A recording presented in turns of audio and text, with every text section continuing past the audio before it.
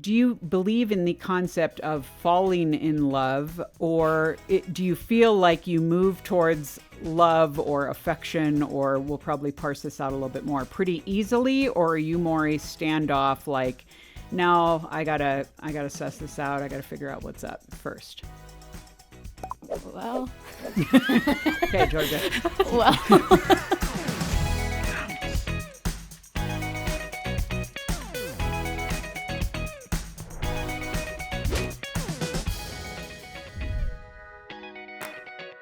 Well, hey everyone, welcome to this week's episode of The Boundless Show. This is your friend Eliza here with you. We have a fun show for you today, and I'm going to give you a little preview, as I often do, starting with our inbox.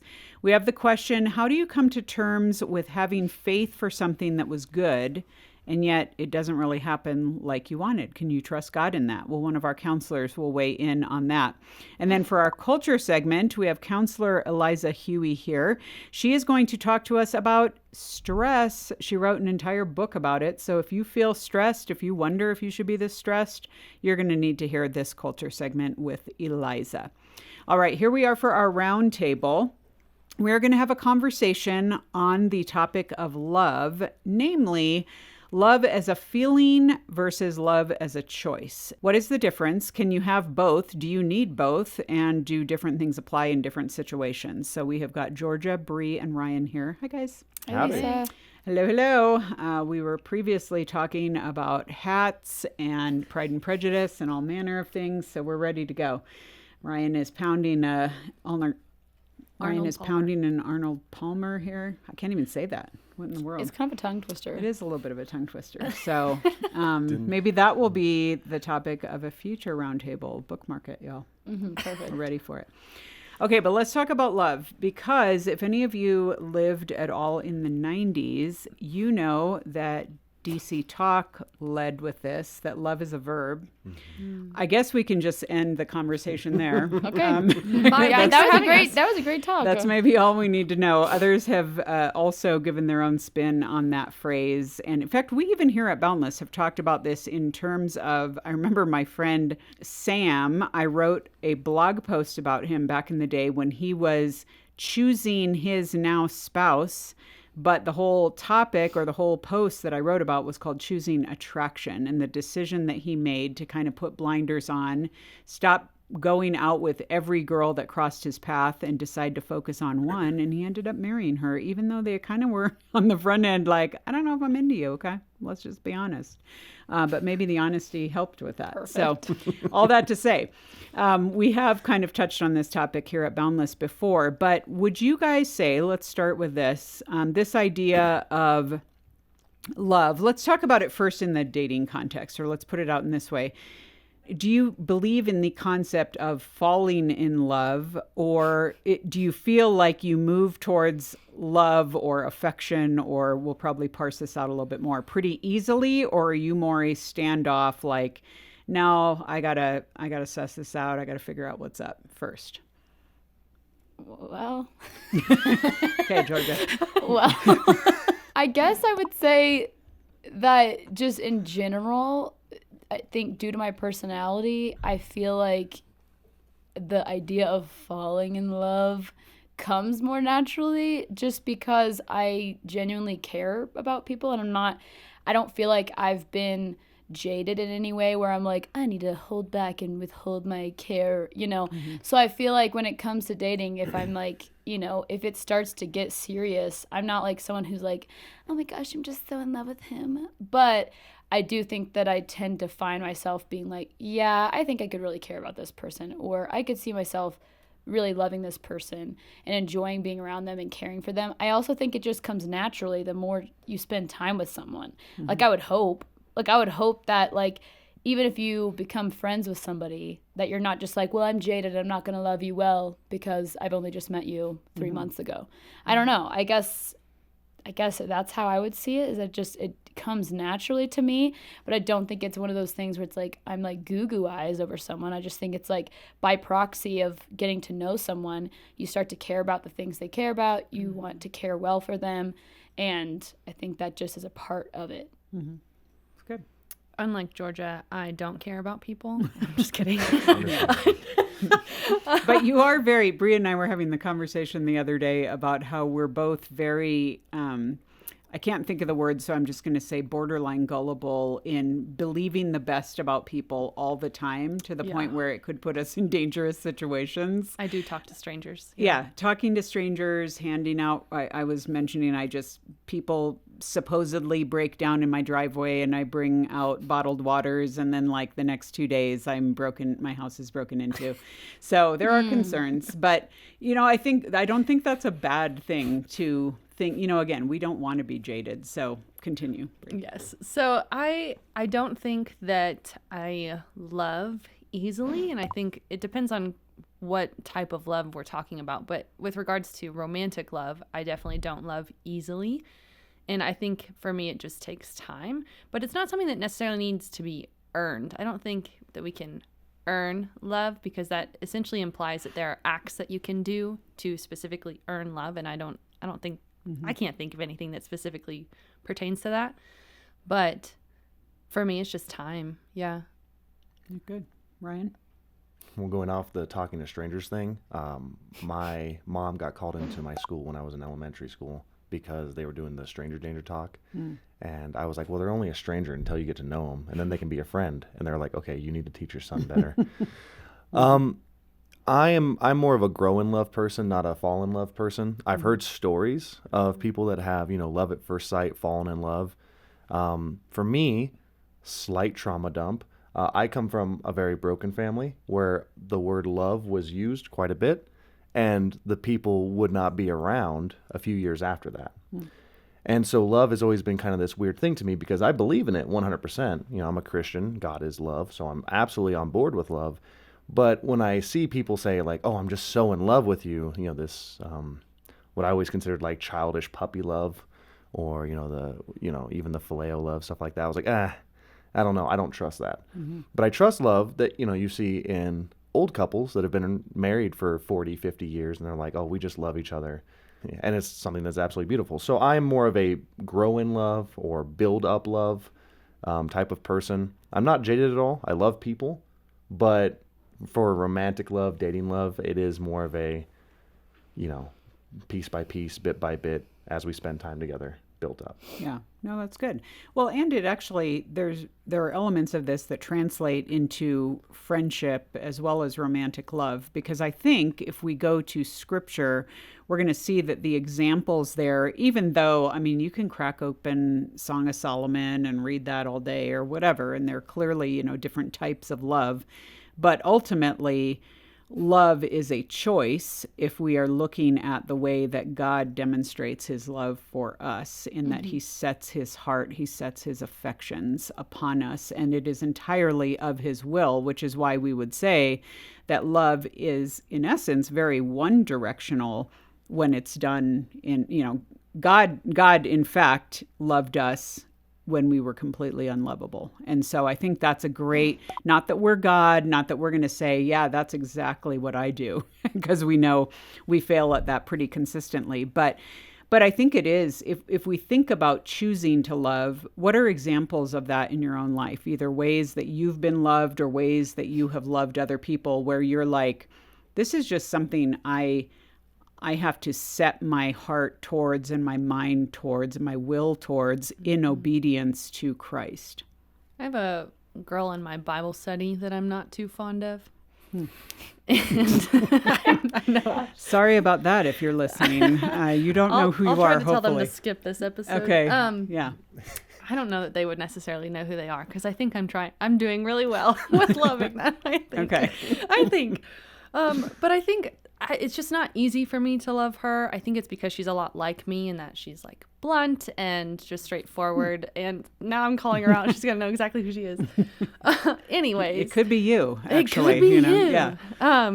But I just struggle with her, and I've done a lot of praying with a sense of like, God, I'm not super fond of this person, but I know that you are, and I know that you love her, and there's a reason that you love her, not just because she's yours, but you created her in your image, and there's something wonderful about her.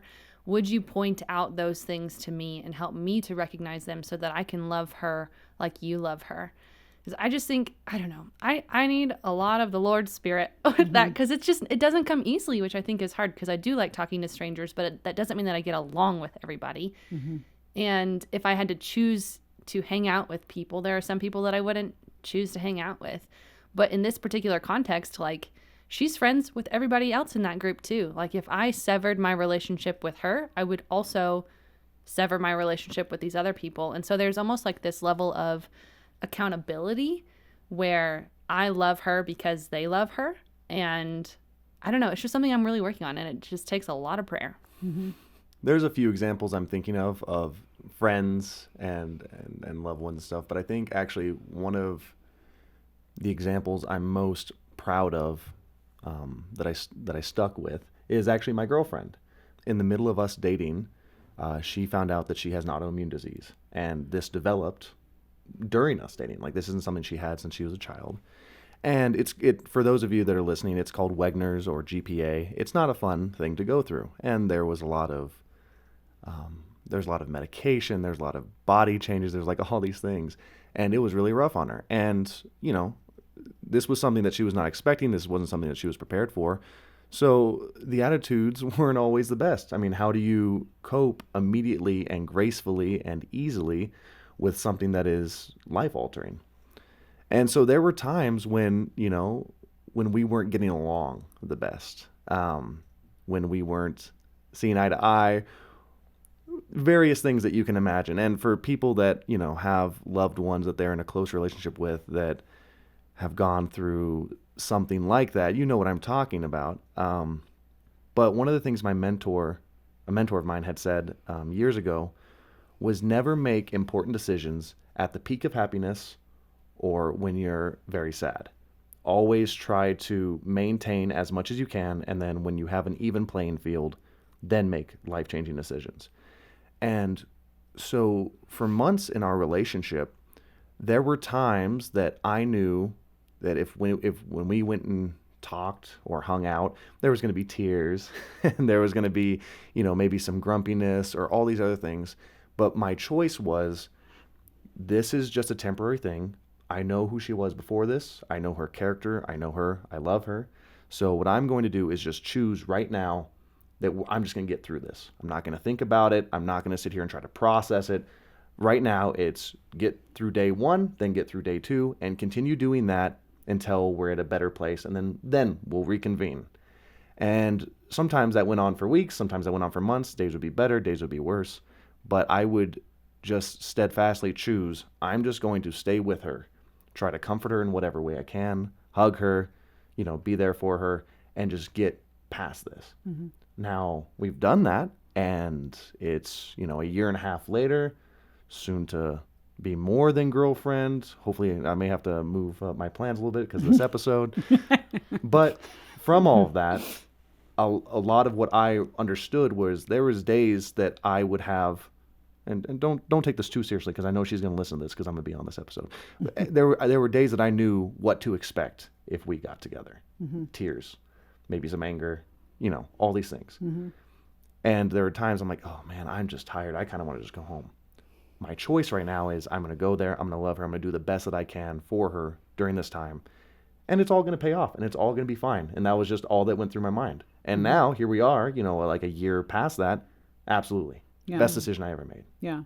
Well, it's so interesting because the growth is this might be your growth that is the story in this. Obviously she's walking through stuff that's very hard and stuff, but how is God growing your character and your ability to love and, shape your own story through this? And I think that's interesting because, again, we think, and this is a weird conversation to have with young adults to young adults, because a lot of us are like, and this is so coming to mind because I'm in the middle of reviewing a manuscript right now that is from a young adult that is on chronic pain. And so where none of your peers, except for Ryan's girlfriend, are walking through this struggle. You feel like you're the only person in the world that's dealing with a major health challenge or has lost a parent or has walked through something else. And it's like, hey, pick your poison, y'all, because we're all going to deal with stuff, and you're going to have to love people through certain things in their life or in your life, or hardships or sin issues and whatnot. And so it's like, wow, to be able to do that in real time. And I mean, thanks for sharing that, Ryan, because that's a great example of what it looks like because again, it gets back to the falling in love versus choosing to love. Yeah. It's, we pick things, or we think that we're just walking through things that like, oh, this is amazing, this person is great. That person probably is great, but they're not great all the time. And so get ready for the times when they're not great, either because of circumstances or their own choices, their own sin, your sin, whatever. So I think that's important to call out. But Georgia, anything to add? Yeah, I think if we're just talking about just relationships in general, I think parents is a big one, just because I think we automatically think, oh, I love my mom and dad because they're my mom and dad, but that's not always the case. And I think it's not always perfect. And I think with my parents, whom I love a lot, there has been some hurts, and there's been some things where I'm like, dang, like that really stinks that those things were said, and that has caused me to, have things that I have to reevaluate sometimes. But I think getting to choose to love my parents is all the more meaningful because I don't have to see them as perfect anymore. And I think when you're younger, you always see your parents as perfect and without troubles and without their own issues and struggles. And it's so much sweeter to love them now, knowing that they too are human and they too are following and stumbling towards Jesus the same way I am. And so it's so much better getting to choose to love them despite hurts or despite struggles, and then getting to move past those together. And I think that's been a lot better than just being like, well, okay, well, I love my parents because they're my parents and they gave birth to me and blah, blah, blah, blah, blah. Instead, I get to love them and be like, okay, well, despite, the tactics that you may use to speak to me sometimes, or despite past struggles with alcoholism, like I still get to love you, and I get to see the work that Christ has done in your heart, and I loved you through that, and now I get to love you through the new challenges that you face as parents. And so I think that's been really cool to be able to love them in that way and not just do it because out of duty of being their daughter. I think it's so helpful, and as someone who's a few steps ahead, when it comes to parents and grandparents, I think of this often because I lost both of my parents, when I was younger in a certain way, my dad certainly, but thinking through now back, like regrets I have of how, and I think this is so natural, certainly when you're younger and stuff, you're just kind of a user with your parents, which is a bummer, because they really are. Certainly when you're a kid and a teen and whatever, it's all about you and they're just supporting you and you think they're jerks and whatever because they told you to do something. But thinking of that now as a young adult, to turn the tables on that and to actively love them in ways that are meaningful to them, and to be a support to them, and to be someone who cares about what is going on in their life, actually. Because you know what? You're an adult. You don't need to be a consumer all the time now anymore, okay?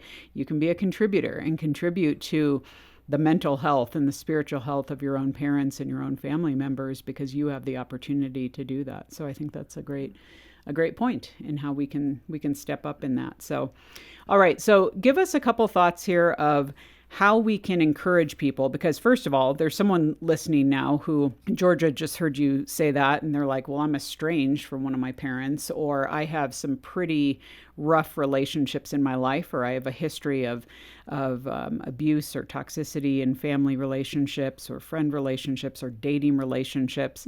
What does it look like to lean into and look to God's love in order to love other people? How do you do that well in everyday life? I think to that point, if we're talking about past hurts or trauma or anything like that, I think the biggest thing to remember is that you can choose to love someone and still have boundaries, and you can choose to love someone and still need space from them. I think oftentimes we think that, oh, well, if I choose to love them, that means I have to spend time with them, or I have to call them, or I have to check up on them all the time. And it's like, you can choose to love someone, but if there's like hurts there, you can put the space up that needs to be put. And I think that that's healthy. And I think God has given examples of healthy boundaries. And I don't think it's, unholy or ungodly to be like, I love you so much, but the way that you have treated me or the way that you have used me means that I need to put up space, and I'm going to love you from afar, and that kind of thing. But it doesn't always have to look like, oh, I have to begrudgingly like push through and like love them and like hang out with them. And it's like, I don't think that has to happen at all. And I think healthy boundaries are still a form of love. And I think that's something you have to kind of figure out, what do those boundaries look like for yourself if we're talking about that kind of, how do I get past these, hurtful things or whatever that looks like for you. If it's a parent, it's a friend, if it's an ex, that kind of thing. It's like you can put boundaries up and that is still loving and still caring. Yeah. And the best way you can love someone is to pray for them. And you can do that from afar. We're told to pray for our enemies straight up. So that's a great way to start. Yeah. Well, and to that point too, speaking to more of a scenario where maybe you just don't get along with this person, not so much that there's trauma involved or big conflict, but just that maybe you don't get along with them. The first thing I was going to say is just pray, and along the lines of pray for your enemies. But also something I've learned recently is that if you actually take time to spend with them to learn their story or to hear their side of things, it just opens up your world to that person as a person.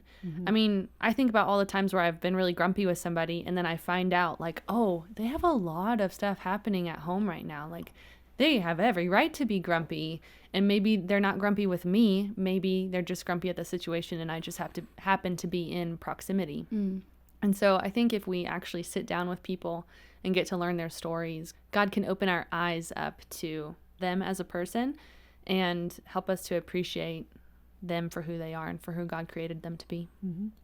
I think one of the most important things you have to understand is that, like, where love comes from and what love is. The Bible says God is love. It also says that we love because we were first loved. So understanding your identity in Christ, understanding and feeling the love of God towards yourself. One of the things that I've realized in my choosing to love quite a few people is that oftentimes it's not about them. It's about me. And in saying that, not trying to make that a selfish thing, but I choose to love them not because they're doing something lovely, but because of what Christ has done for me, because of my identity, and because I have the capacity to do so. And so when you take it off of them to a degree, it makes it a lot easier to extend that graciousness and to extend and to be loving, even when they're not exactly being the most lovely person. I completely understand having people that have hurt you. My gosh, let me just trauma dump about my dad for the next 30 minutes. He left, he died, and that was like a whole thing to recover from. But in choosing to not hold bitterness, or in choosing to love somebody even despite what they're doing, it's not because of their actions. It's because of you, your heart, what God has done for you. And when you can take some of that pressure off of them, you'll notice that your relationships with people just become a lot easier. Yeah, it just reminds me of how you're ultimately loving a person. You're not loving a profile or a caricature of someone, and I think to kind of flip it back to dating, which is where we started, I think it's very easy when we think of, there's just everything about this person that I love, and you were attracted to them because of certain qualities or whatever, whether they're physical or emotional or even spiritual, good things. But at some point, you have to see that person as a person, and this person is going to be sinful. This person is going to be flawed. And so in dating them or in friendship or whatever, this idea of, we say we fall in love, but you cannot pick this person solely based on the connection you have or the, fireworks or whatever that looks like. That is where you are going to have to, and start now, even if you're not dating, practicing self-sacrifice, practicing selflessness, practicing looking at another person as a person made in the image of God. Because again, when you are only going after what is easy, what is the connection we have, what kind of chemistry do we have, that is not going to be around long term. And that's certainly not going to be around every single day, So great thoughts, you guys, on this. I think that's really helpful as we round this out and think through some of these things, whether in dating or in friendship or our own families. There's a lot here. Thanks, you guys. Thanks, Lisa. Absolutely.